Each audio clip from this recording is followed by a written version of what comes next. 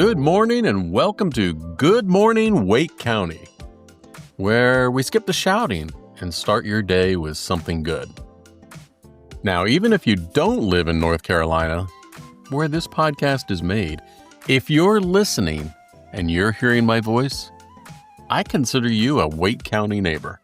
And around here, neighbors are friends. Today's show is about showing up. For a team left without a final game, for a young man who could have been lost in the dark, and for a clinic that just needed a little light. Oh, and before we dive in, here's a little something to hold in your pocket for later. It's your dad joke. The joke? Is this gluten-free? Let's just say the punchline's coming, and you can decide if the groan was worth the wait. All right, let's start in Massachusetts, where a high school baseball season ended with lightning and thunder and got resurrected with a little divine intervention. The final game of the season was supposed to begin like any other. You know, warm-ups, lineups, the smell of wet grass. But in Winchendon, Massachusetts, the sky had other plans.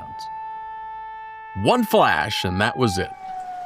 The Murdock High School Blue Devils watched their last scheduled game vanish in a streak of white, the sound of thunder, and a wall of water. Rescheduled, postponed, and then on Memorial Day, officially forfeited. No final at-bat, no senior send-off, just wet uniforms and disappointment. And that disappointment, it found its way to a local pastor. Levi Wirtz, a junior on the team, confided in Pastor Jason Cox during a quiet moment at the United Parish of Winchendon. And Jason decided that a canceled game wasn't going to be the last word. By week's end, a plan had taken shape. An exhibition game. One more chance for the Blue Devils to take the field. Not against another high school, but against their own town. They called themselves the Honey Badgers, a lineup of local police officers, firefighters, military veterans, and proud Murdock alumni. Adam LeBlanc, a 2000 grad who helped organize the matchup, called it awe-inspiring. Baseball is a universal language in this town. It speaks it fluently. They played at Allen Field in Ashby. The sun was finally out. The crowd, full. Former players lacing up their cleats for the first time in years. And in 9 innings of laughter, lighthearted heckling, and a few unexpected home runs, the Murdock Blue Devils did something they hadn't done all season. They won 12-10. The stat sheet won't count it. But for the players, the parents, the pastor, it was the only game that really mattered. And the community stepped up in more ways than one. Jason's wife, Emily, mentioned they were scrambling to figure out t-shirts for the game. Bright lights, good vibes, let's make a move. Jenna, Hirons, and Justen, owners of Castle Road Barbecue in nearby Rindge, said, "We got this." They funded the shirts fast. Tim Shufelt at Shoefly Graphics in Athol got them printed in time. No contracts, no meetings, just neighbors doing what neighbors do. Justen is quoted as saying, "This community gave us so much. Helping them, that's just how it works up here." And on that final night, with lightning long gone and laughter echoing off the bleachers, Levi Wirtz summed it up best. "We're just happy we got to play." Because sometimes the most unforgettable games aren't the ones on the schedule. Big hat tip to the Gardner News for the story.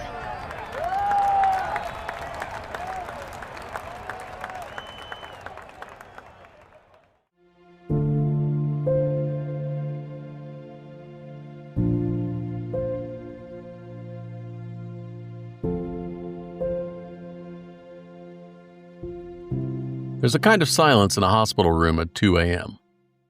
Not the absence of noise, but a waiting.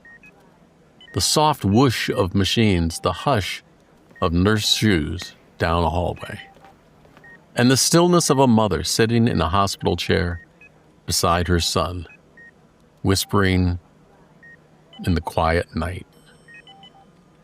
That was Stormy Schumann-Ritchie from Fuquay Varina, and the son in the bed, that was 22-year-old Kai Ritchie of Cary, North Carolina.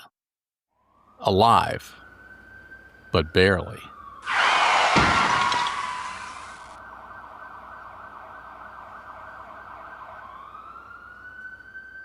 After a wrong-way crash on Interstate I-40 in Raleigh, North Carolina. It happened May 5th, the day before Kai's birthday. He was heading home to Cary, just another night drive. Until it wasn't. The other driver was charged with reckless driving and DWI. He'd come towards him, lights where no lights should be, speed where there should have been distance. And in a flash of headlights and twisted metal, everything changed. Stormy got the call.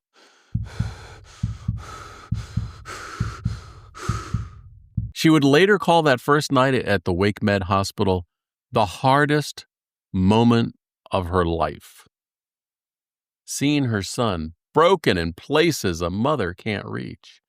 4 surgeries, almost a week in the ICU. Ribs, arms, legs, all broken. But not his will.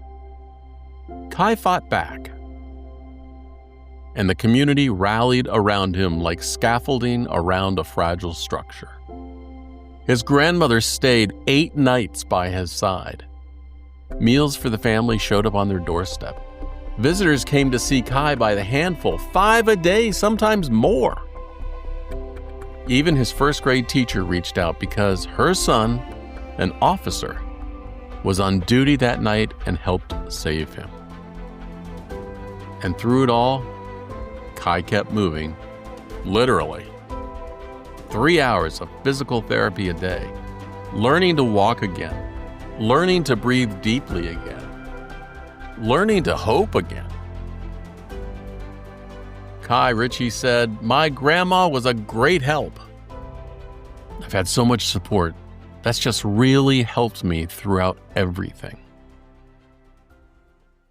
30 days after the crash, he walked on his own 2 feet out of WakeMed, back into the arms of his mother, back into the Carolina sunlight. He doesn't remember much of the crash, but he remembers this. He said, "I don't have any hatred or anything. I feel like myself again, or close to it. It's a miracle I'm here, so I just count my blessings."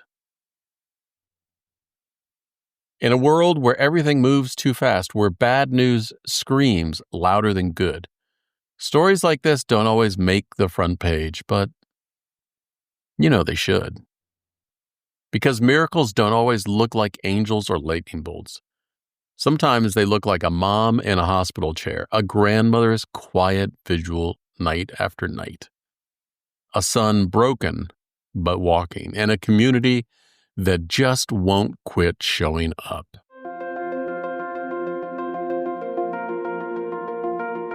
It's just after 8 in the morning on 12th Street in West Columbia, South Carolina. Inside a small exam room at the Good Samaritan Clinic, someone's humming softly. A fresh coat of blue paint smooths over years of wear. It's a quiet reset. The room doesn't smell like medicine today. It smells like new beginnings. Tyler Claytor isn't in his usual spot behind a computer screen at Dominion Energy. No, today he's crouched next to a hedge, adjusting a newly planted flower bed. He said, "We wanted to do something that connected us to the community." Brushing mulch off his jeans, he went on, "Something that didn't require a hard hat." It started as a small idea, just a few folks from Dominion's electricity transmission team wanting to give back, and then it grew. Nearly 20 volunteers showed up. They painted walls, trimmed hedges, installed safety features, all to brighten a place that exists for one purpose: to help people heal. And it wasn't just elbow grease. The Dominion Energy Charitable Foundation stepped in too, helping fund the repairs. But the real impact? Mike Young, the clinic's executive director, said it best. He was watching his building that cares for people through tough times get revitalized, and he knows sometimes the walls carry more than cracks. He's quoted as saying, "When you invest in the space, people feel it. It shows our patients they're valued, and it gives our volunteers and staff a renewed sense of pride." It sure does. Mary Sale, who manages transmission compliance for Dominion, put it this way: "We're proud to serve this community every day, but projects like this, they remind us we're part of it too." You know what? Maybe that's what made this day so special. Not the paint or the mulch or the fence or the extra work. Not even the safer rails or clearer walkways. It was a group of neighbors showing up, rolling up sleeves and saying, "You matter. We're here for you." They didn't flip a switch or restore power yet again, but they brought light to this place just the same. And that's the kind of energy that never runs out. All right, you stuck around? Here's the punchline for the dad joke. The dad joke was, "Is this gluten-free?" And the waiter says, "No, it costs money." Oh, I told you it was worth the wait, at least the chuckle and the groan. 3 stories, 1 team that got one last inning, 1 son who made it home, and 1 clinic that got a little brighter thanks to people who care. If this podcast brought something good to your day, boop the like button, subscribe, or send it to a friend. It helps more people find their way to these good news stories. And it keeps this kind of energy going. If you're listening on Apple Podcasts, tapping those 5 stars in the review section is the greatest gift I can get today. It's free and it tells the algorithm kindness and good news still matter. Hey, I'm Steve, your friend, your neighbor, and the voice behind Good Morning Wake County, and I'll see you next time. Until then, keep your eyes open for the good all around you. It's everywhere, just waiting to be seen. See you next time.